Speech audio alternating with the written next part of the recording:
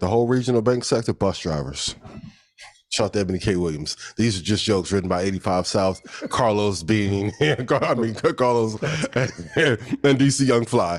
Listen, the sector of regional banks are broke. I'm not touching it. If Ebony K. Williams was an investor, she's not talking to you. Ayala won't fix this at all. It's like, would you date a regional bank manager? No, bank manager maybe, but the regional banking sector, don't touch. You gotta own the bank. Yes. Do you find anything wrong with what Ebony said? Ebony, come on the show. We talk about it. Let's talk That's about crazy. it. And for any man that's upset, it's like, bro, you can have any job if you deliver in a couple areas and get what you need to get done. You know what I'm saying? This is not investing advice. Stop worrying about the titles. Just be exceptional in who you are, man. But let's talk about that if we can quickly. So this is an interesting conversation. There was a song. Remember that song? It was like 8-figure. That's what I like. Yeah. Oh, sweetie. Yeah. Yeah. So I had said something to 19 Keys about that. And shout out to her, sweetie. But here's the problem, right? It's social media has created a vocal minority.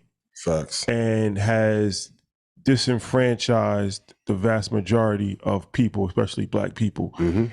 And it's creating mental illnesses, actually. Absolutely. So what's happening is this, right? Whether you're saying, let's take this, I want somebody that makes 8 figures. The average Black person makes $35,000 a year. Mm-hmm. So 1% of America, a tenth of 1% of America, a tenth of 1% of America is in the 8-figure range. 1% of that are Black. Yeah. So, like, statistically, right? When you do like science problems and different things of that nature, if it's so low that this doesn't count, then they just really discard it. Like it's impossible of it even happening. Yeah. So you talking about something that on a statistical scientific chart is not even going to show up. Yeah. Because the odds of it happening are so, it's just not even worth even saying how low of a chance that is, right?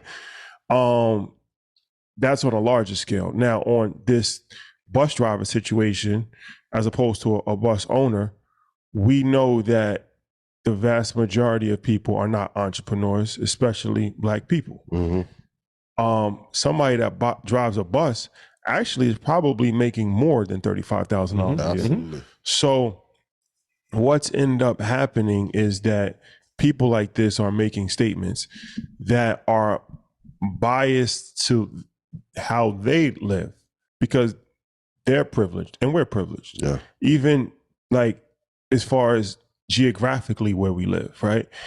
You live in New York, you live in Atlanta, you live in Miami, you live in LA. You develop certain normacies that are not normal to the vast majority of people in Middle America, in the South, in the Northwest. So you start to think that everybody is living the same way as you. You start to think that everybody has the same income as your circle. But then you realize that you yourself are in the top 1%. So you're speaking from a vantage point where it's not necessarily wrong what you're saying, but it's irresponsible to say it to a vast majority of people that are not in your same economic situation. Yep. What happens is that now you're starting to pollute the minds of the masses without giving them solutions to increase their revenue, without giving them solutions to become a business owner. So we give you solutions to become a business owner, to increase your revenue, different things of that nature, right? That's different from saying, well, your value is different if you don't make $100,000. Well, how do I make $100,000? That's the next question. Yeah. Right. So I just feel like it's a dangerous rhetoric that has been put out there for women, but especially Black women, because it's creating unrealistic expectations that you're not going to be able to find. Yeah. Right. I'm just going to be honest with you. You're not going to be able to find. And these debates, once again, only happen in our community. Like the whole $500 date, this kind of man, I need this kind of woman.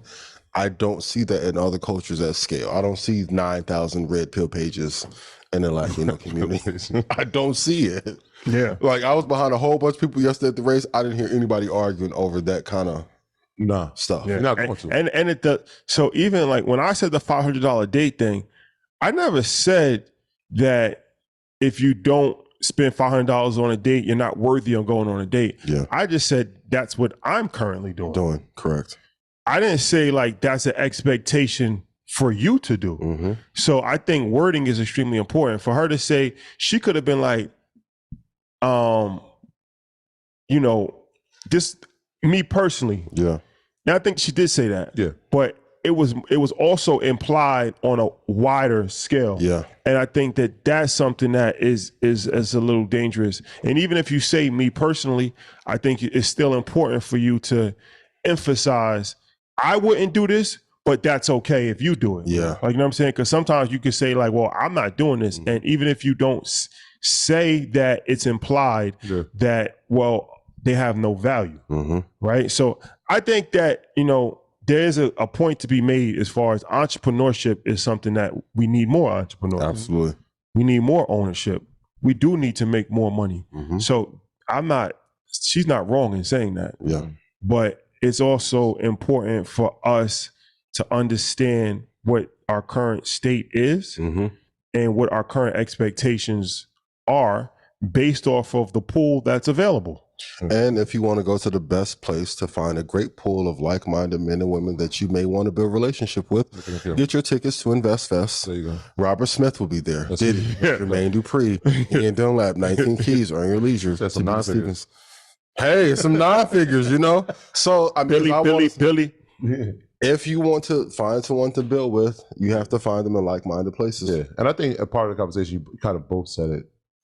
When the question was posed back to Ayana, she gave her the reasons why she would do it. Yeah. And then she kind of looked at it from that perspective and said, oh, okay. Yeah. I see that. Yeah. But it's important. The conversation is important, right? Yeah. Because, and I think we had this conversation. Is there anything wrong? That's her opinion. She's entitled to that. It was the delivery. The delivery of it was off. Delivery. But to see another perspective of it, it helps you grow now. It's like, all right, well, I didn't see it like that. But now I get it, right? There's people listening. I know her and Envy got into it when she went up there. But it was like, this is a perspective she's talking. This is what she's living. This is currently how she's living. This is currently how she's seeing the world. With more experience, with more voices, with more perspectives, that can change. That's happened to me plenty of times.